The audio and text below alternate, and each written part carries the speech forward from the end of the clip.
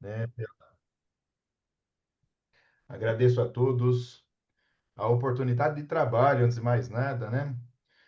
Sempre que nós temos essa oportunidade, é uma graça de Deus, para que dessa maneira tenhamos aí a chance tanto de estudar quanto de buscar novas visões acerca da nossa conduta aqui na Terra, da nossa postura nesse momento tão importante que é a nossa atual encarnação. Eu, particularmente, eu gosto muito de estudar o Evangelho. Eu tenho uma predileção, sim, pessoal pelo estudo do Evangelho. Nada contra, obviamente, a doutrina em si. Mas eu acho que quando você mergulha nos textos evangélicos, você encontra grandes maravilhas que Jesus nos deixou. E, em especial, dentre todas as maravilhas que ele nos deixou, estão as parábolas. Eu tenho um carinho especial pelas parábolas. Sempre que eu posso falar em público, eu busco a fonte da minha inspiração nas parábolas de Cristo. E a que eu trouxe hoje é a famosa parábola da figueira seca. Uma parábola tão falada, tão dita. Eu confesso que quando eu era criança e eu ouvia nas missas, né, que eu ia quando criança, eu via o padre falando essa parábola, eu não entendia. Não entendia absolutamente nada do que ele dizia, porque naquele momento eu ainda não tinha tido muito estudo sobre a questão. E depois, com o passar do tempo, a gente vai buscando mais fontes, mais explicações sobre o tema e a gente consegue compreender a beleza desta passagem bíblica. E eu trago ela para hoje nós termos aí a oportunidade de estudar um pouquinho. Muito bem, deixa eu compartilhar a tela aqui. Vamos lá. Vocês estão vendo aqui? Parábola da figueira seca? Sim, perfeito. Beleza, beleza. Então, o que eu acho que é interessante para a gente começar é o seguinte: quando nós vamos estudar qualquer texto bíblico, é importante que nós nunca percamos de vista o seguinte: a linguagem do povo hebreu, não só no momento em que Cristo esteve conosco, aqueles 33 anos, como antes da chegada de Cristo. E quando eu digo antes, eu digo 500 anos, eu digo 600, 700, 1000, 1500 anos antes de Cristo. A linguagem do povo hebreu era uma linguagem pautada no simbolismo. Então, era uma linguagem bastante carregada de elementos alegóricos que eles usavam para se comunicar. É uma coisa muito diferente do que nós temos hoje.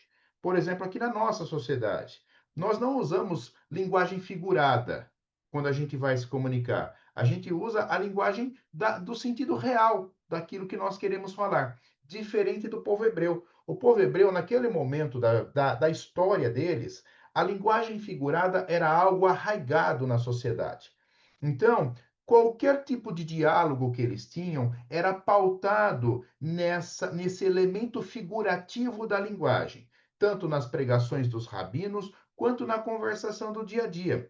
Talvez, se nós fôssemos trazer para o nosso dia a dia, seria mais ou menos, mas veja só, é mais ou menos mesmo.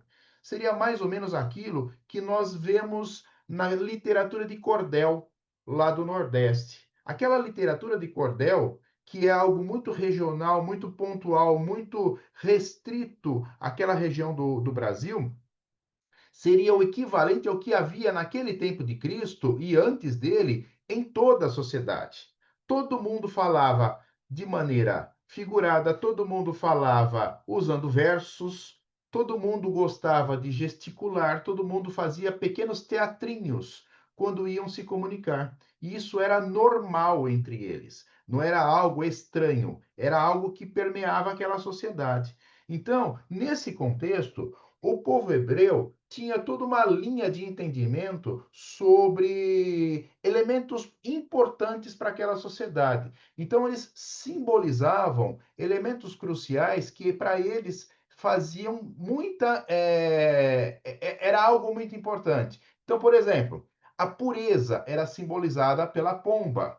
O perigo era simbolizado pela serpente. As verdades divinas eram simbolizadas pelas sementes das árvores, né? A humanidade era simbolizada pela árvore e assim por diante. E isso era normal entre eles. Então eu trago aqui para nós um exemplo bastante intenso desta linguagem figurada que eles usavam. Eu trago aqui o livro dos Cânticos, capítulo 4, e nós, ao lermos, nós percebemos o grau de linguagem figurada que eles usavam naquele momento.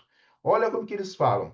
Eis que és formosa, meu amor, eis que és formosa. Os teus olhos são como o das pombas entre as tuas tranças. O teu cabelo é como o rebanho de cabras que pastam no monte de Gileade.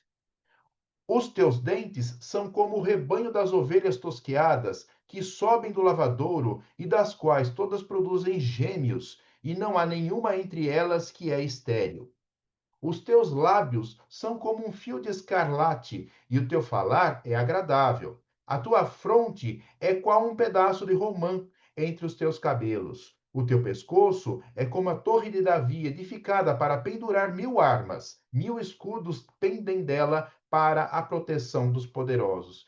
Notem vocês quão carregado de linguagem figurada é um texto desse. Imagine você hoje tentando elogiar a sua namorada falando que ela se parece com uma cabrita. Hoje você não pode fazer isso, né? Hoje a sociedade, ela tem uma característica de comportamento e de relacionamento interpessoal e de linguagem muito diferente daquilo que existia naquele momento. Entretanto, isso era comum naquela sociedade. E lembremos, Jesus era judeu. Se ele era judeu, ele falava para judeus com costumes judaicos e com linguagem deles. Então, tudo que ele falava tinha esse fundo, esse elemento, esse retrogosto que nós tínhamos no comportamento da sociedade judaica daquele momento. E quando nós formos ler a parábola da figueira seca, nós vamos entender que ela é inteirinha permeada de simbolismo. Nenhum pedacinho daquela parábola é aquilo que realmente é a palavra, se você for interpretar ela de maneira simples e seca. A linguagem que Cristo usou naquela parábola foi inteira figurada do começo ao fim. E somente usando de interpretação de um texto figurado é que nós vamos entender o que realmente ele quis dizer. Então, por exemplo, nós aqui, temos linguagem figurada na nossa sociedade? Sim, nós temos, sem sombra de dúvida. Eu trago aqui para nós, né, um famoso texto que dificilmente não há quem não conheça, né? Um texto de Carlos Drummond de Andrade, aquele famoso poema José, né? E agora José, a festa acabou, a luz apagou, o povo sumiu, a noite esfriou, e agora José, e agora José. Você que é sem nome, que zomba dos outros, você que faz versos, que ama, protesta, e agora, José? Ou seja, é uma linguagem totalmente figurada. Entretanto, nós, hoje, quando você vai conversar com alguém, você não usa isso de jeito nenhum.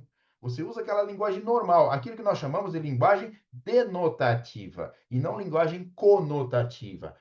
Esse texto de Carlos Drummond e o texto lá do livro de Cânticos é uma linguagem conotativa. Isso nós não temos o hábito de usar na nossa sociedade. Continuando. Então, na cultura hebraica, né, o que nós temos de importante para começarmos a entender a parábola da figueira seca? Primeira coisa, a linguagem era simbólica. Segunda coisa, era uma linguagem carregada de sentimento. Nós vimos lá as comparações que a pessoa faz da mulher amada com elementos da natureza, né? Ela valorizava o gestual. Então, pequenos teatros eles costumavam fazer até para se comunicar. Ela valorizava a entonação vocálica. Se você lê o livro de Salmos, você percebe que existe toda uma nuance de vocalização na tradução e no texto hebraico. Então, isso era importante para eles. E ela apresentava a teatralização, porque para eles isso era importante. Aqui eu trago para nós uma sugestão de leitura. Esta leitura, ela é muito interessante, é de um autor católico, só que ele traz exatamente as explicações para que nós possamos entender o quão importante que é a interpretação do texto hebraico sob o prisma do simbolismo. Esta leitura aqui, ela é de graça na internet. Quem quiser ler, inclusive, Thelma, se você quiser, eu tenho um livro aqui que eu baixei da internet, ele é gratuito, ele é de download gratuito. Se quiser, eu mando para você, você manda para o povo depois, tá? É um livro muito interessante. Este Dom Estevão Bittencourt, o autor, ele explica exatamente esse simbolismo da linguagem hebraica daquele momento. E isso dá um estofo, isso dá uma base para que nós entendamos com maior profundidade e mais segurança tanto os textos do Antigo Testamento quanto os textos do Novo Testamento. Então, por que esse preâmbulo para que nós comecemos a estudar a parábola da figueira seca, né? Porque os profetas e os rabinos, eles tinham o hábito de ensinar por mímica e por encenação. Era o método pedagógico da época. Era o método que eles usavam para se comunicar com as pessoas. Então, quando você vai estudar o evangelho, os estudiosos desse assunto, eles criaram uma terminologia própria. Qual terminologia? Todas as vezes que você tem esses textos simbólicos, tanto dos rabinos, quanto dos demais textos, quanto também das parábolas de Cristo, houve uma classificação que foi dada. Que classificação é essa? Eles passaram a chamar de parábolas de ação, ou também chamadas de parábolas de ação simbólica. São textos, repito, que são permeados de todo um simbolismo para que você possa compreender como que era a comunicação daquela época. Aí eu trago alguns exemplos para nós. Eu trago aqui Jeremias, capítulo 19, escrito 600 anos antes de Cristo. Eles já usavam de linguagem simbólica naquele momento. E Jeremias diz assim: Assim disse o Senhor: Vai e compra uma botija de oleiro. Botija de oleiro é um vaso de barro, né? Vai e compra uma botija de oleiro e leva contigo alguns dos anciãos do povo e alguns dos anciãos dos sacerdotes.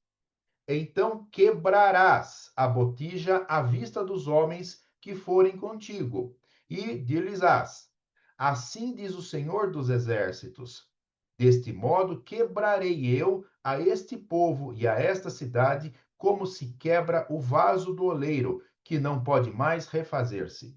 Ou seja, é um texto que compara uma situação daquele povo em que ainda no Antigo Testamento você tem aquele Deus vingativo que é retratado nos textos, a quebra de um povo inteiro, tal qual um vaso, tal qual um vaso de barro que você quebra no chão para que entendam que ao quebrar aquele vaso, o povo não vai mais conseguir se unir novamente, como se fossem cacos do vaso que você não consegue mais colar entre eles. Então, a linguagem figurada 600 anos antes de Cristo já era usada. Aqui eu trago para nós Isaías, capítulo 20, 700 anos antes de Cristo, que diz assim: Nesse mesmo tempo falou o Senhor por intermédio de Isaías, filho de Amós, dizendo: Vai, solta o cilício de teus lombos e descalça os sapatos dos teus pés. E ele assim o fez, indo nu e descalço.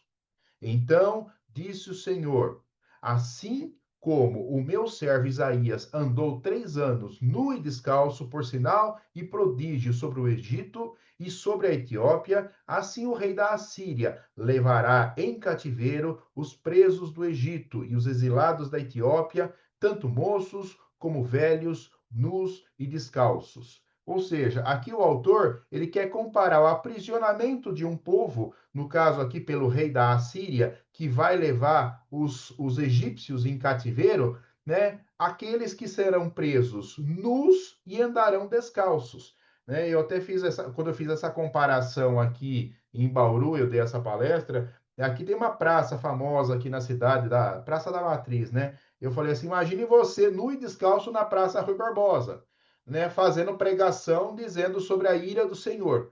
Com certeza você vai para a cadeia. Né? Com certeza, não tem outra alternativa e outro final para você. Porque naquele momento a linguagem figurada era importante para eles. Para nós, hoje, não mais. Hoje nós usamos uma linguagem direta e objetiva. Trago aqui um texto do Novo Testamento para nós, capítulo 21, Atos dos Apóstolos, que diz assim: Depois de passarmos ali vários dias, desceu da Judéia um profeta chamado Ágabo. Vindo ao nosso encontro, tomou o cinto de Paulo e, amarrando as suas próprias mãos e pés, disse: Assim diz o Espírito Santo. Desta maneira, os judeus amarrarão o dono deste cinto em Jerusalém e o entregarão aos gentios. Quem já leu Paulo e Estevão aqui? É uma passagem de Paulo Estevão essa, né? Paulo Estevão, de certa forma, em grande parte, você encontra um reflexo no livro Atos dos Apóstolos.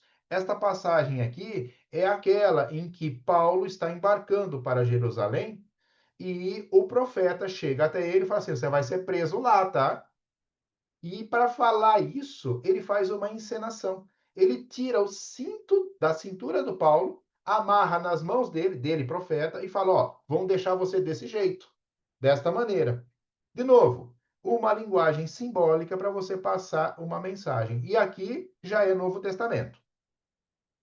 Então, entendida que a mensagem do povo hebreu, ela se pautava numa linguagem simbólica, vamos então agora ao texto da parábola seca.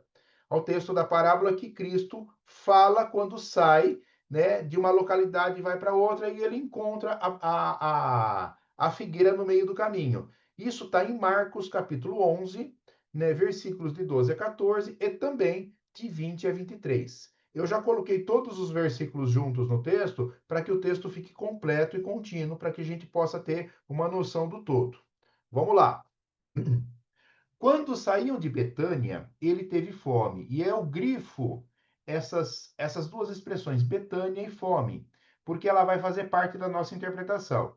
E, vendo ao longe uma figueira, para ela encaminhou-se, a ver se acharia alguma coisa. Tendo-se, porém, aproximado, só achou folhas, visto não ser tempo de figos. Não era tempo de figos. Então disse Jesus para a figueira: Que ninguém coma de ti fruto algum. No dia seguinte, ao passarem pela figueira, viram que secara até a raiz. Pedro, lembrando-se do que dissera Jesus, falou: Mestre, olha como secou a figueira que tu amaldiçoaste. Jesus, tomando a palavra, lhes disse: Tende fé em Deus.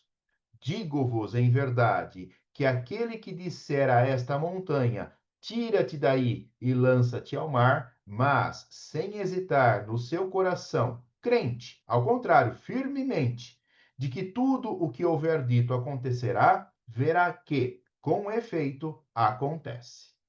Este é o texto da parábola.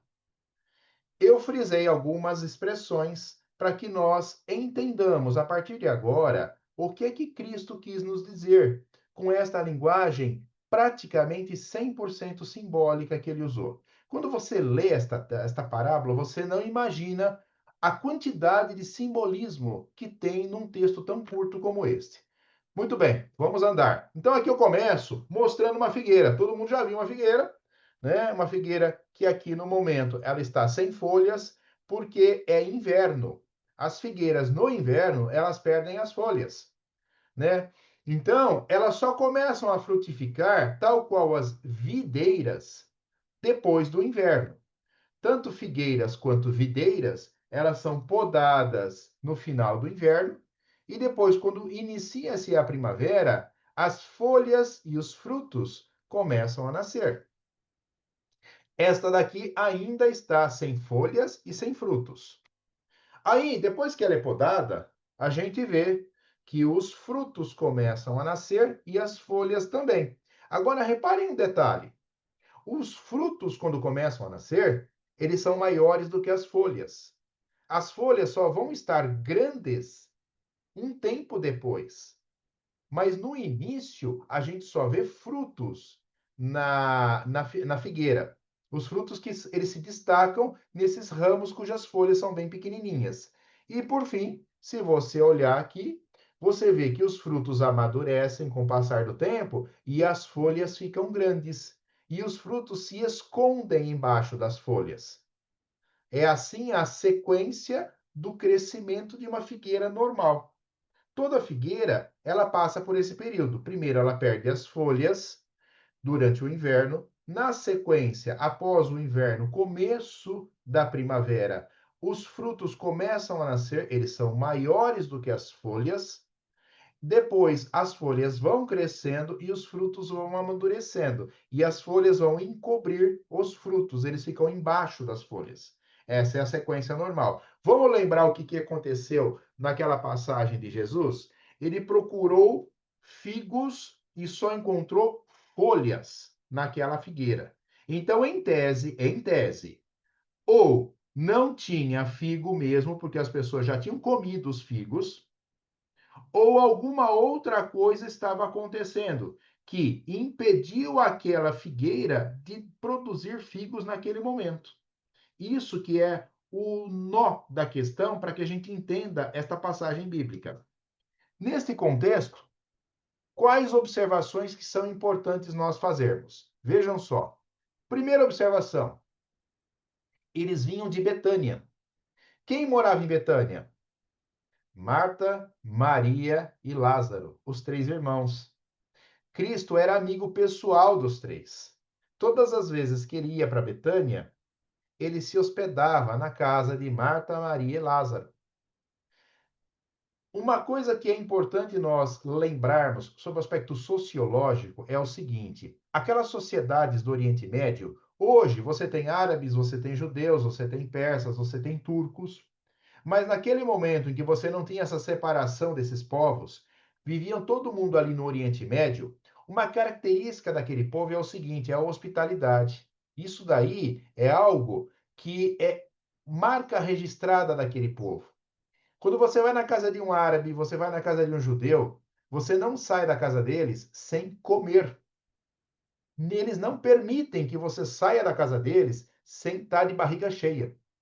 Cristo dormiu na casa de Marta, Maria e Lázaro. Ele levantou de manhã e ele veio para Jerusalém a pé. Ele não sairia da casa dos amigos dele de barriga vazia. Né? Eu falo isso pela minha ascendência árabe. A minha avó, não tinha ninguém que fosse na casa dela que saísse de barriga vazia. Você tem que comer alguma coisa na casa de um árabe ou na casa de um judeu. Você precisa sair de lá de barriga cheia. Isso era normal naquele povo e é até hoje. Como é que Cristo saiu de Betânia, da casa de Marta, Maria e Lázaro, sem estar de barriga cheia? E os apóstolos juntos? É estranho que no meio do caminho ele tenha dito: tenho fome. Como é que ele tinha fome se ele tinha comido quando ele saiu da casa deles? Porque isso era hábito naquela sociedade. Como é que ele teve fome? Isso já chama a atenção. É um trecho do texto que já acende uma luz amarela para o leitor mais atento. A outra observação: do que é que ele tinha fome, afinal de contas? Porque se ele tinha comido, era um costume daquela sociedade, sair da casa de alguém sempre de barriga cheia. Se ele tinha comido, do que ele teve fome, então? Qual era a fome de Cristo? Aí vem João, no seu evangelho, e nos responde qual era a fome de Jesus. No capítulo 4, ele fala assim: saíram, pois, da cidade e foram ter com ele. E, entretanto, os seus discípulos lhe rogaram, dizendo: Rabi, come, enche a barriga. Ele, porém, lhes disse: uma comida tenho para comer que vós não conheceis. Ele respondeu de maneira figurada para os apóstolos naquele momento. Ele não falou: não quero comida para encher a barriga, eu quero comida para outra coisa, para satisfazer outra coisa. Aí ele continua: então os discípulos diziam uns aos outros: porventura alguém lhe trouxe algo de comer? Jesus disse-lhes: a minha comida é fazer a vontade daquele que me enviou e realizar a sua obra. Então a fome de Cristo não era fome de comida. A fome de Cristo era a fome por realizar as obras do Pai. Era essa fome que consumia a existência dele naquele momento. Ele não procurava figos naquela figueira. Aquela figueira foi apenas e tão somente um elemento alegórico para ele fazer uma parábola de ação naquele momento. naquele instante, junto dos seus apóstolos. O figo que ele procurava não era figo para comer. Aquilo que ele procurava era algo que satisfizesse o espírito daquele povo. Era algo que trouxesse uma satisfação de elevação moral e não apenas encher a barriga de alguém. Uma terceira observação: qual era o período daquele ano? Vejam só, ele saiu de Betânia e foi para Jerusalém. Mas qual era o período daquele ano? O período daquele ano, a gente encontra, eu não trouxe o texto aqui, era a Páscoa judaica. Você encontra isso também no Evangelho de Marcos, um pouco antes da parábola da figueira seca. Se você lê o texto inteiro, você encontra que era a Páscoa judaica, ele ficou em Betânia, depois ele foi para Jerusalém. Se era a Páscoa judaica, qual é a pergunta? Quando é a Páscoa judaica? Para o povo daquele momento, há 2000 anos atrás. Em que momento do ano nós tínhamos a Páscoa judaica? Eu trago aqui para nós o calendário judeu daquela época. Vejam só. Está aparecendo meu cursor aqui? Aparece? Beleza. Vejam só. A Páscoa judaica era no mês de Nissan, esse mês aqui, ó. Nissan ficava entre março e abril, que é o nosso calendário hoje. Notem vocês, de dezembro a fevereiro é inverno no hemisfério norte. Se é inverno no hemisfério norte, as figueiras estão sem folhas. Não tem folha em figueira nenhuma, porque neva lá. A partir de março, a neve começa a derreter. Entre março e abril, você tem a Páscoa judaica. Se você tem a Páscoa judaica entre março e abril, é o momento em que as figueiras começam a soltar aqueles figuinhos verdes, pequenininhos, e que não há o que você esperar para você poder comer aquilo ali. Agora note você, ele encontrou uma figueira com folhas. Ele não encontrou uma figueira que era aquelas varetinhas e aquelas folhas miudinhas. Por que ele encontrou uma figueira com folhas? Quando você vai estudar os materiais que entram profundamente no Evangelho, os estudiosos diziam o seguinte: aquela figueira, ela era uma figueira temporã. O que é uma figueira temporã? É aquela que produz mais rápido, ou que pelo menos faz as folhas crescerem mais rápido, mas não necessariamente você vai ter frutos. Então ele até pode ter encontrado uma figueira com folhas, mas era mês de Nissan, não tinha como ter frutos naquele momento. Era impossível você encontrar frutos naquele momento. E ele procurou por frutos. Então a pergunta que fica é o seguinte: que tipo de fruto que ele queria encontrar? O que simbolizava o figo naquela cultura hebraica? Lembrando, de novo, a cultura hebraica era permeada de simbolismos. Para tudo tinha algum símbolo entre eles. O figo não era diferente. Era essa a questão que é necessária para ser usada na compreensão desta parábola. Então, a observação que se faz é a seguinte: qual é a simbologia da árvore e do figo na cultura hebraica? O que para o judeu a árvore simboliza, o que para o judeu o figo simboliza? Aí a gente encontra isso nos textos hebreus muito anteriores a Cristo. Então, a simbologia da árvore, qual é? Você encontra isso no Salmo número 1, a simbologia da árvore, que diz o seguinte: esse salmo é de entre o ano 500 e o ano 1000 antes de Cristo. Ele é muito antigo. E ele fala assim: Bem-aventurado o homem que não anda segundo o conselho dos ímpios, nem se detém no caminho dos pecadores, nem se assenta na roda dos escarnecedores.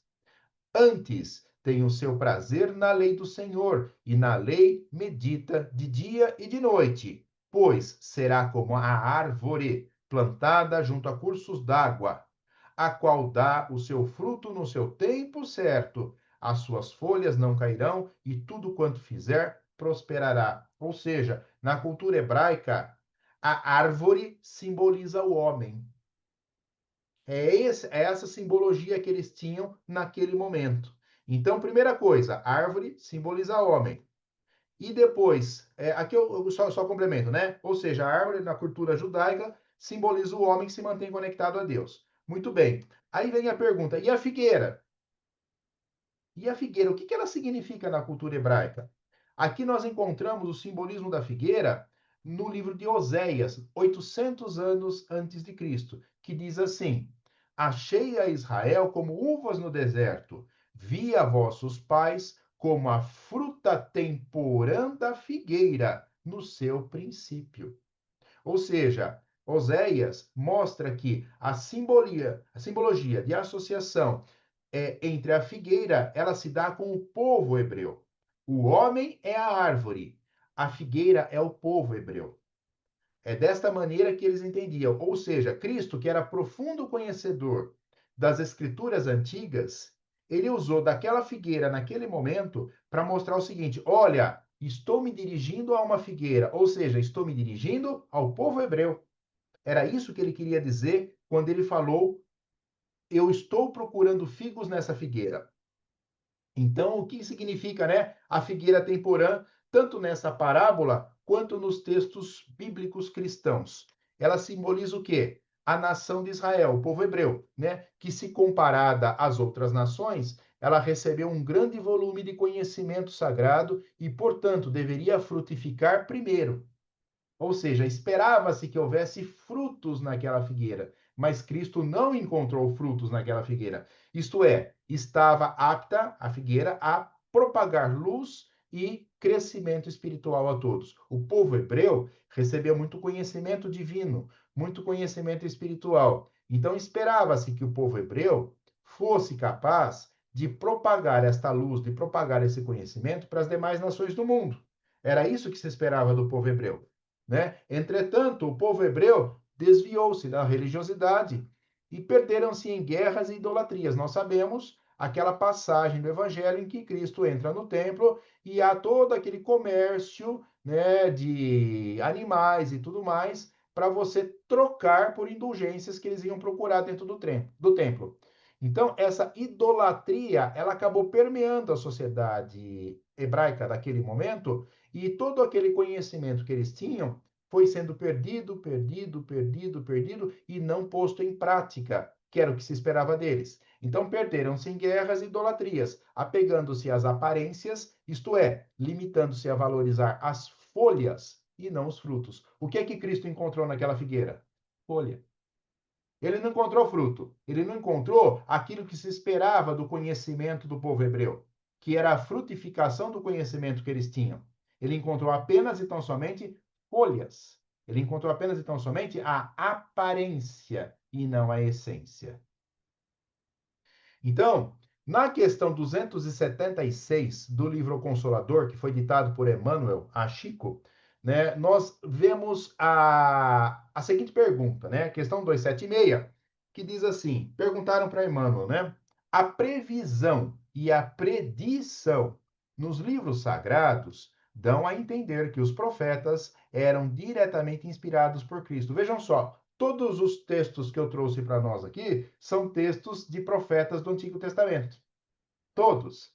Olha o que perguntaram para Emmanuel acerca dos textos escritos por profetas no Antigo Testamento. Ó, tudo que eles escreveram já era a predição e a previsão, tinha alguma coisa inspirada com Cristo, porque vejam só, eram textos de 700 anos, 800 anos, 900 anos antes de Cristo chegar. A pergunta é: tinha alguma coisa com a chegada de Cristo? Olha o que Emmanuel responde.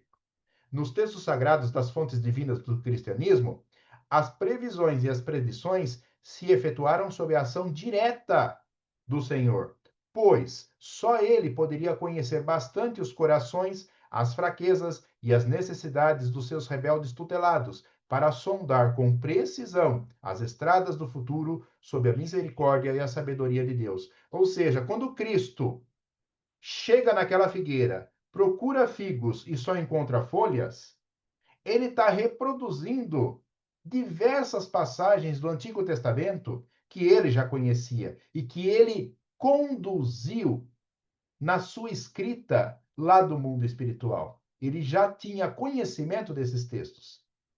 Ele apenas reproduziu numa parábola de ação aquilo que já estava escrito, em razão do profundo conhecimento que ele tinha dos textos hebraicos. O símbolo da figueira temporã restringe-se a ideia da nação judaica, ou seja, era necessário que essa ideia da figueira temporã ficasse limitada à nação judaica, que recebeu muito conhecimento e deveria frutificar primeiro? Resposta: não. O símbolo da figueira temporã aplica-se nos dias atuais também a nós, ou seja, nós, espíritas, temos acesso a um manancial gigante de conhecimento. Nós temos acesso a informações da espiritualidade preciosíssimas.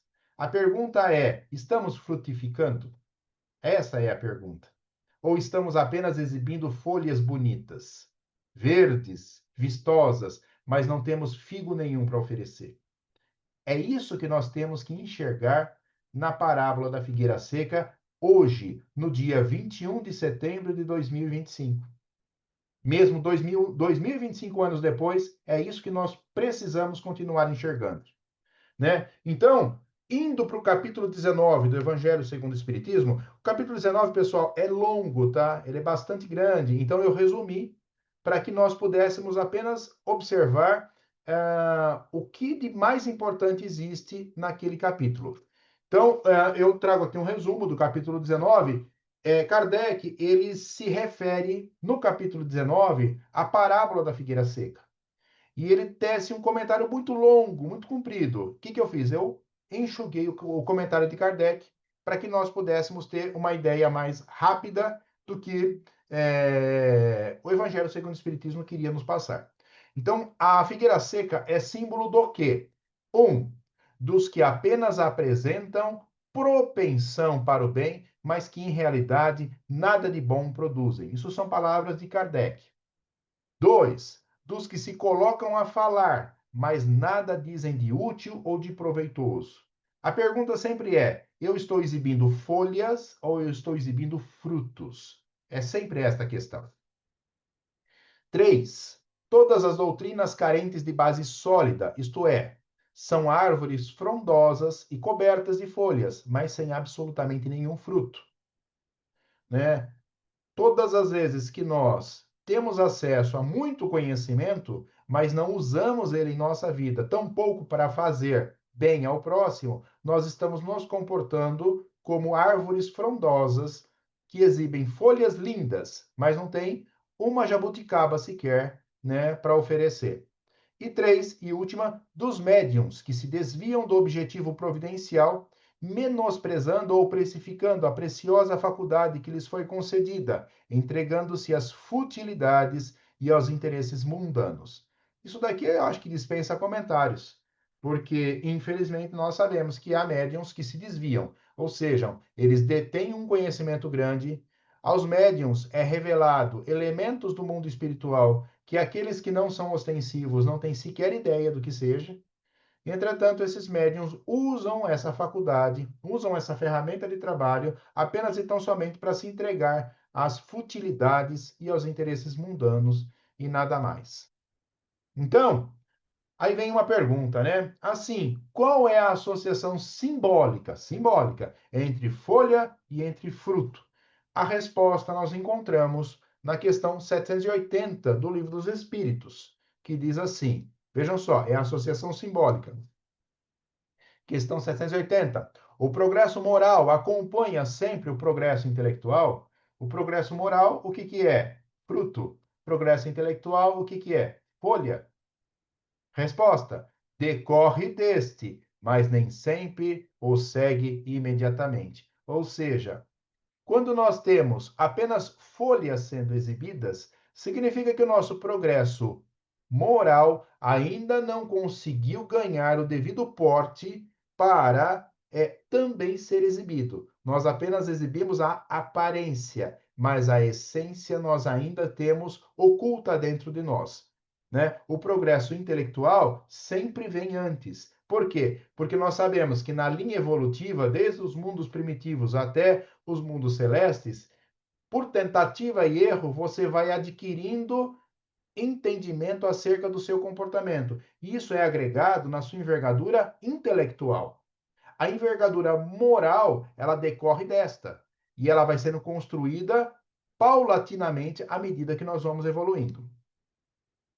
E quais seriam os frutos que seriam produzidos pelo Espírito? Isso quem nos responde é Paulo, numa carta aos Gálatas. E ele fala assim: mas o fruto do Espírito é, dois pontos, amor, gozo, paz, generosidade, benignidade, bondade, fé, mansidão, temperança. E o Paulo é interessante que nesse texto aqui de Gálatas, ele coloca uma lista gigante de coisas. Eu coloquei aqui só algumas, que de certa forma, apesar de serem não muitas, já mostram que a produção de frutos do Espírito, quando acontece, ela vem numa proficuidade muito grande e ela sempre vai trazer o bem para todos, através de amor, gozo, paz, generosidade, fé, mansidão, temperança e tudo mais.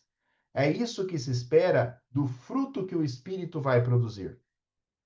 Né? Assim, né, nós podemos verificar que nesta rápida passagem do Evangelho, veja só, é um texto curto, né? Jesus nos falou sobre, primeiro, nação de Israel, através do Antigo Testamento. Segundo, coletividades conhecedoras da lei de Deus. Ou seja, você está conhecendo a lei de Deus? Tô. Opa! Então você precisa pôr em prática. Três, cada um de nós. Como é que nós estamos nos comportando e como é que nós estamos aplicando o nosso conhecimento?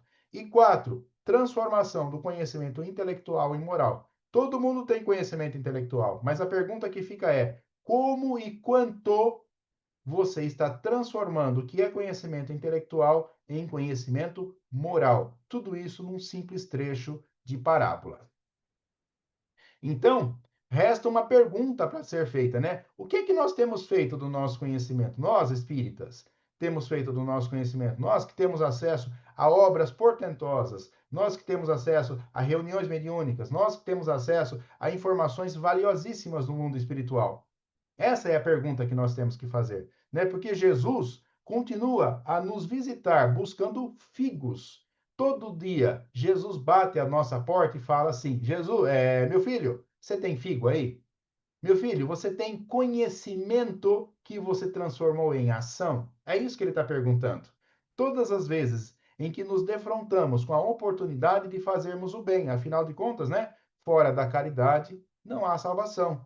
E transformarmos o nosso conhecimento intelectual em envergadura moral. Quanto que nós estamos transformando de tudo que nós sabemos em algo realmente que traga o bem para todos, porque fora da caridade não há salvação.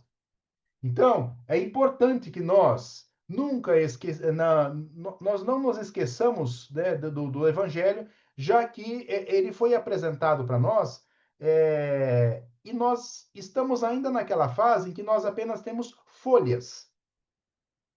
Frutos nós não temos tanto. E se começarmos a ter, ótimo, maravilhoso.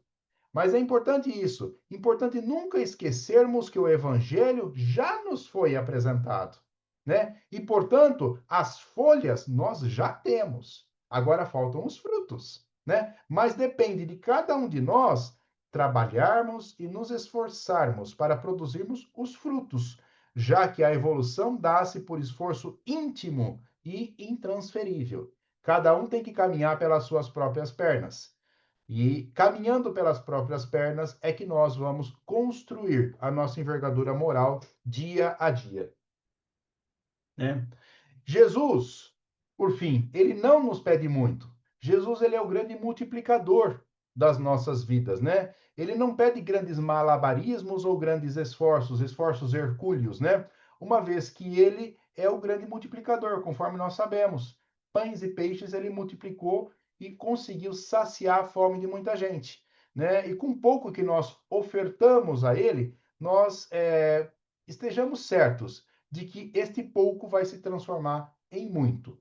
Ou seja, nós, espíritas, quando temos acesso a muita informação, nós automaticamente passamos a apresentar muitas folhas nas nossas árvores. Mas a pergunta que sempre vai ficar: teremos frutos também que vão advir destas folhas, deste conhecimento que nós adquirimos? Ou seja, nós vamos conseguir pôr em prática tudo aquilo que nós passamos a conhecer e está ali diante de nós, esperando para ser executado?